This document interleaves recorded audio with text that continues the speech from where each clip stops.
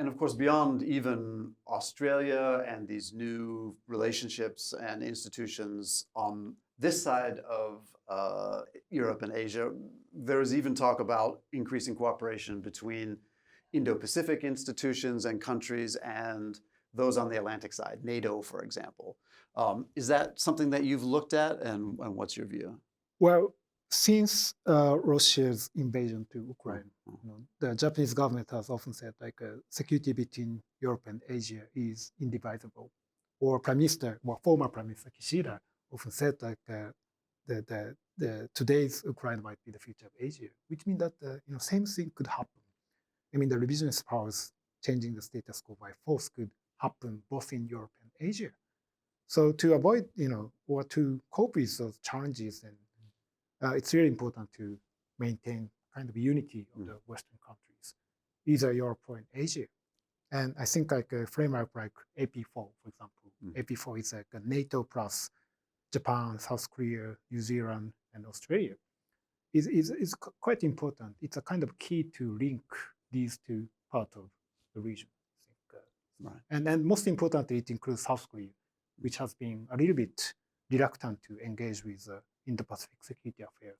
But now under the current Yoon administration, actually, broaden the scope from Northeast Asia or Korean Peninsula to broader Indo-Pacific. And that creates more opportunity for Japan and South Korea to collaborate in wider Indo-Pacific. So I think the keeping South Korea in this AP4 framework is quite important. Right. And Professor Tsuruoka, of course, you look a lot at Europe. I don't want to move too far away from Japan and Australia in this context, but just to give a sense of how this regional network actually, in a sense, goes beyond regional. What's your view? Yeah, particularly when it comes to NATO's engagement in the Indo-Pacific region, there's sort of a meeting of minds between Japan and NATO, because Japan has been sort of encouraging Europeans, including NATO, to get more involved, get more engaged in the Indo-Pacific region. And it took some time, but finally, the NATO is becoming more interested and more committed to Asia and in the Pacific region. And that is mainly because what happens in the Indo-Pacific region affects European interest. So that means that, yes, of course, Europe is now really busy dealing with Russia challenges. But still, the NATO maintains its high level of interest in the Pacific region. And that is why it is in NATO's own interest, because what takes place in the Pacific region affects NATO's interest. So NATO cannot afford to ignoring the Indo-Pacific region. So I believe that this is going to continue. So mainly because of China's rise and North Korea, and also the deepening relations and cooperation between Russia and China and Russia and North Korea in the context of the war in Ukraine. Is there a debate in Japan about basically how broadly Japan should build these relationships? We have Australia, we have India, we have Europe a little bit. I think, either from a political point of view or even a resources point of view, all of these networks and new friendships are security enhancements, but depending on what activities are involved, they also cost. And even though Japan has been increasing its defense budget, it's not unlimited. What's the state of debate right now? Well, I think so. That's because of the changing power balance both in the region, and this is a kind of post-primacy world. I mean, the U.S. remains strong, but the United States alone cannot actually sustain this rules-based international order, and that's why the U.S. has shifted more burden to regional allies and partners. And 10 or 20 years ago, we couldn't imagine that the US could provide nuclear subs to Australia, for example. So I think in such a world, it's getting more important, not only Japan and Australia, but also for other, like all stakeholders who benefited from this rules-based order, collaborate and collectively sustain this, rules-based international order. I think in that respect, the more and more European partners, of course, welcome. There are many issues like cyber space, capacity building, infrastructure development, and maritime security, in which Japan and European partners can collaborate. So I think Japan and Australia can be a kind of gateways in the Pacific for those European partners to be more involved in this part of the region. Now, China has come up a couple of times so far in the discussion. Obviously, it's very much in the background of all of these moves. Um, Australia, China in particular, the relationship has had its ups and downs in the recent past. Tell us a little bit about the state right now and what you see playing out going forward. Sure. Australia had, as I said, like a relatively good relation with China up until mid-2010s. And if you look at public opinion survey, for example, more than 80% of Australian people said China was an economic partner rather than a security threat. And that trend continued until quite recently, like 2018. Right? That's only because there was a kind of U.S. primacy there. I mean, as long as the U.S. remained strong, then Australia didn't have to so much care about China's growing power and influence. But that time has been over now, I think, and that's the reason why Australia's threat perception has been actually, continuously increasing. Currently the Australia-China relationship has relatively improved, especially after the Labour government came to power. But there are so many issues, between Australia and China, including China's militarization of South China Sea, or growing influence in South Pacific, or political interference, cyber attacks, and so on. So as long as these problems continue, I can hardly imagine that Australia-China relationship will dramatically improve. Indeed, actually, the current Labour government say that this is not like improvement. It's not like a normalization. Instead, it's like a stabilization of their partnerships, which means that they can't return to the past. And it doesn't sound like that improvement, as good as it is in itself, is changing the kind of basic direction of Australian security policy or its relationship with Japan, for example. No, I don't think so. Yeah, and this is a kind of new normal, between Australia and China relationship, including the cooperation conflicts. And I think that trend will continue for the foreseeable future. And we've talked about security challenges in general. I think the flashpoint in the region that people see is, of course, Taiwan. And there are a lot of questions around if a conflict occurred in Taiwan or the Taiwan Strait, what would different actors in the region do, not least the United States and also Japan, but what do you see Australia's potential response to a crisis in Taiwan?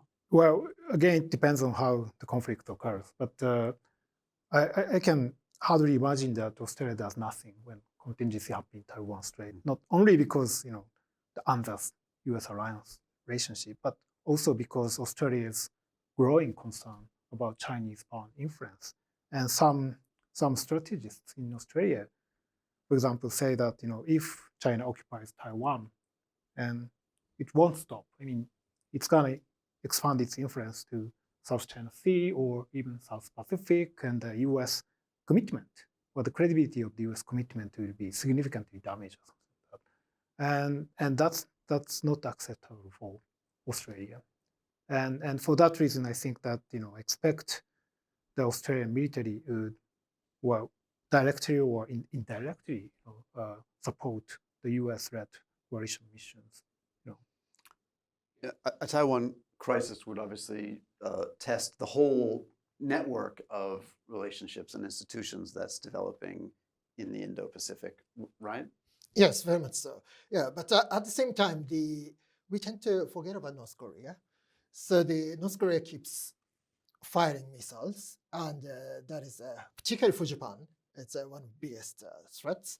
And also the experts are paying more attention to South China Sea as a sort of a more fragile, volatile area. Of course, the Taiwan situation and tensions over Taiwan are really high, but South China Sea is there. So the North Korea, Taiwan, and South China Sea. So that means that we are facing multiple challenges and threats. I think the degree to which Japan's friends and allies are concerned with those threats is probably a bit different, though. I mean, Australia in North Korea versus Australia in the South China Sea, fairly different, very different calculation on Australia's part and a different level of activity, though, right? Yes, very much so, yes. And of course, for Australia, we're talking about not just Northeast Asia and then down to the South China Sea. We're talking about the Pacific and the South Pacific as a region of interest. Is Japan doing anything there with Australia? How is this relationship playing out in that part of Australia's kind of backyard? Yes, that's a really important point. And as you know, the Japanese self-defense forces have currently enhanced its defense engagement with some island countries, including Tonga, Solomon Islands, as well as Fiji, and that's because the region is quite strategically important for Japan as well as for Australia. If that part of the region is dominated by China, and if China sends some military troops there, and it's going to be more hard for the U.S. troops to access, to Asia, including Northeast Asia, especially from Hawaii and Guam, which is geographically close to, Pacific Islands countries. So despite, geographically remote, I think the situation in Pacific Islands country will directly influence Japanese security, and that's the reason why Japan, deepened its engagement with Pacific Islands countries. And of course, Australia is the most important partner for Japan to, collaborate everything in like infrastructure development, capacity buildings, or environmental issues, and so that's a really important element of Japanese security as well. Talked about a lot of these developments in terms of big picture phenomenon, institutions, structures, alliances. Could we get a little bit more specific and talk about what's happening sort of on the ground? When you talk about deepening military cooperation, what are we seeing now in terms of, say, military exercises or that kind of thing? So what's a really issue is right now is how to enhance what is called the integrated deterrence capabilities between Japan, Australia, and the United States. And to do so, those three countries have enhanced joint military exercises, as you said. Also, increasing the interoperability between three militaries, or unifying their command and control structure. Interoperability meaning, their systems use the same standards, or their that kind of thing. That's correct. Right. All right. And actually, Japan tries to sell the Mogami class frigate to Australia right now, and if that's successful, it's gonna also contribute to the integrative, or interoperability between two militaries. So that's really important issues, and I think last year Japan sent, or this year, Japan sent the F-35 to northern parts of Australia, which is growingly important for the U.S. forward deployment strategy, because it's going to host more and more U.S. troops there, including Marines, strategic bombers, and nuclear subs. So in order to enhance the integrated deterrence capabilities, Japan, U.S., Australia, maybe with other partners as well, have more military exercises training, either in Australia or in Northeast Asia or South China Sea or maybe South Pacific. I think that's going to be a really important agenda. And that makes it easier to cooperate in a conflict, but also in peacetime to shift deployments, share equipment, that kind of thing, right? And that's why it's important. Or humanitarian support. Or